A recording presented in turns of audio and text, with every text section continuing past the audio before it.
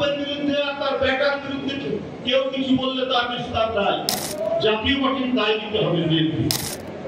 সেই শাহরুখ এখন দিল্লিতে শেখ হাসিনার কাছে পৌঁছে দেওয়ার জন্য ২৫০০ কোটি টাকা দিচ্ছে, যে সেইখান থেকে তিনি বাংলাদেশের মধ্যে কিছু করবে, কিছু ঘটাবে, এই কাজ তিনি করবেন এবং প্রতিশ্রুতি দিয়েছেন ২৮০০ কোটি টাকা দেবেন।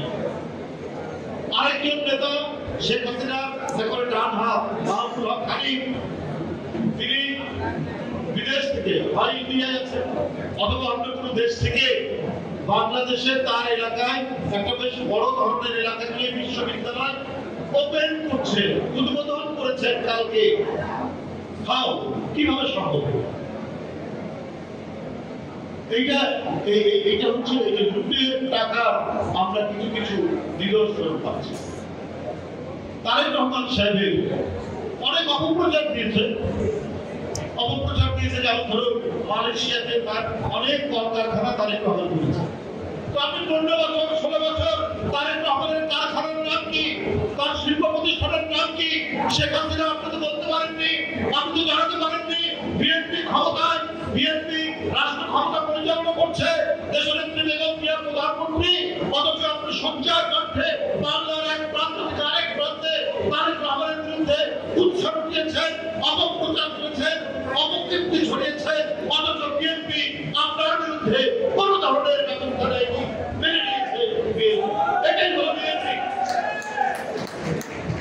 আর হাসিনার বিরুদ্ধে ঘুরে থাক, তার বাপের বিরুদ্ধে আর তার বেটার বিরুদ্ধে কেউ কিছু বললে তার বিস্তার নাই। আর সে খুন হয়ে যেত নদীর ধারে, খালের ধারে, আর না হলে তাকে মাসের পর মাস থাকতে হতো কারাগারের মধ্যে। পার্থক্য আওয়ামী লীগ আর বিএনপি। বন্ধুরা, আমি দেখছিলাম জাতীয় পার্টি মহাসচিব বলছেন কি শামীম পাটোয়ারি নাকি নাম, উনি বলছেন যে বিএনপি এখন জাতীয় পার্টির দায় দিতে হবে। বিএনপি ভাই, বিএনপি তো রাষ্ট্র ক্ষমতায় নেই, এখন তো আবার সুষ্ঠু নির্বাচন হয়নি, আপনি কিসের দায়ের কথা বলছেন? সেখানে আপনার নুরুল হক নুরুল ডাকসুর সাবেক ভিপি একটি অফিস, সেই কার্যালয়ের মধ্যে তাকে আক্রমণ করা হয়, আমরা প্রথমে শুনেছিলাম জাতীয় পার্টির সাথে গোলমাল, কিন্তু পরে তাকে যে আঘাত করছে সেই কি লাল শার্টটা হলুদ শার্ট পরা লোকটা, সেটা কে? যে কেউ যে কারো বিরুদ্ধে কথা বলতে পারে, এটা গণতন্ত্রের স্বীকৃত একটা পথ। যারা রাজনীতি করছেন কেউ বিএনপির বিরুদ্ধে বলতে পারেন, বিএনপির যদি কোথাও সমালোচনা করার থাকে বিএনপি সেখানে সমালোচনা করবে। তো আপনি আবার দায়িত্ব নেওয়ার কথা বলছেন কেন? বিএনপি দায়িত্ব নেবে। আপনারা কারা?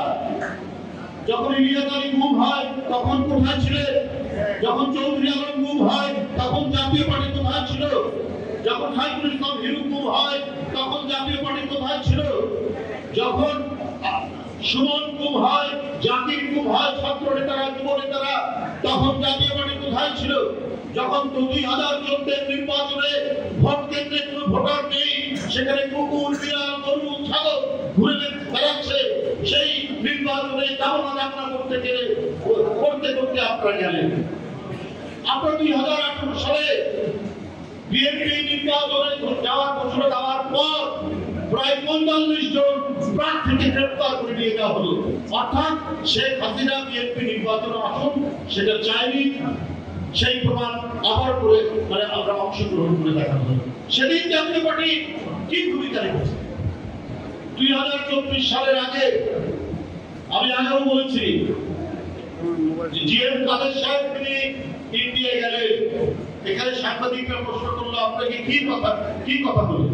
বলছে না, ওদের সাথে কথা হয়েছে, আমি ওদের পারমিশন ছাড়া কথা বলবো না। এই দল জাতীয় পার্টি যে দেশের সাথে গেছে কি নির্বাচনে অংশগ্রহণের জন্য আপনাকে নির্দেশ দিয়েছেন, এটা পাবলিক সবাই জানে।